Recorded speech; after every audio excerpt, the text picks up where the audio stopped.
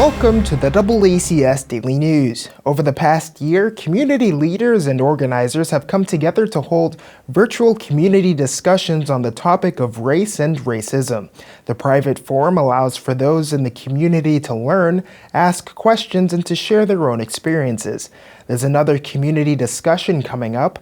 We spoke with some of the organizers to get the details. My name is Cheryl Harris, and we've been working on this process of having conversations, neighbors in dialogue in the Attleboro community.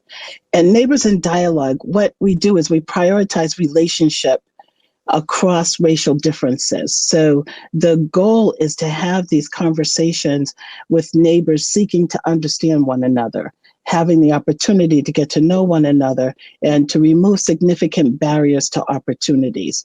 The belief is that when people have conversations and get to know one another, that they're able to develop friendships and relationships, and that out of those friendships and relationships comes the empathy and the desire to remove barriers. There's actually a lot of research that talks about that. So in Neighbors in Dialogue, we spent a couple of hours digging deep into particular topics and having people share their perspectives.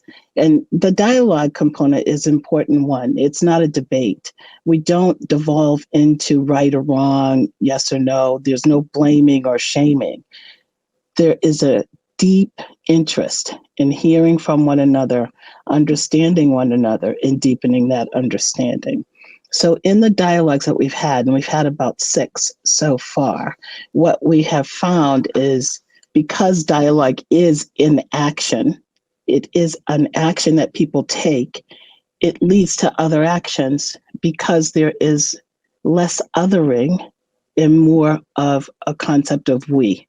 And how can we be a better community, a better society, better neighbors to one another? I'm Dr. Taylor Hall. I've been a facilitator in these sessions.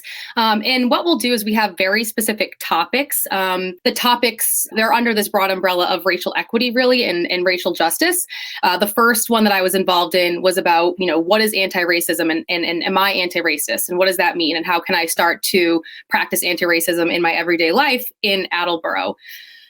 We've also talked about racial equity in the criminal justice system. This upcoming talk, we're going to be thinking about racial equity and the education system and the school system. So what we do is we bring to you some context. So for example, you may watch a short video or you may have a reading just to get sort of the wheels turning. And during these sessions, we have sort of like large group dialogue, but then we also break up into smaller groups as well, where we can take some time to really process together as neighbors, as community members, what does this look like in my life? Have I experienced this? Is this happening in Attleboro? What are ways that we can actively think about pushing back against this? It's been really nice not only to connect with other people, but to learn from one another and to really hear what other people are thinking.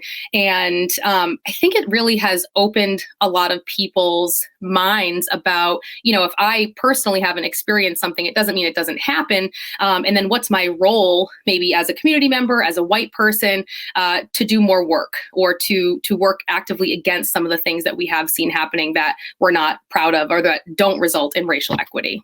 Hi, so I'm Amy Relinger. I am the library's interim director, and we got involved with Neighbors in Dialogue just because patrons came to us back in the summertime when George Floyd was murdered and said to us, what can we do about this? How can we talk about this? How can we learn more?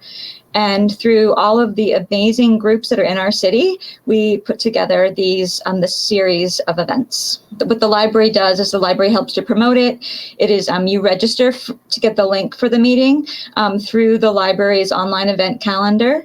And we already have almost 60 people signed up for Wednesday night's event, and there's room for plenty more. Visit the library's website, attleboro.library.org, and there's a tab at the top that says events. You just click on the calendar. If you click on January 13th, you'll see the time, 6 o'clock, and there's a register button. You just click and put in your email, and then you will get an email back with the link to the meeting. So we will be meeting Wednesday night, January 13th at 6 p.m., and we'll be talking about how racism shows up in the education system.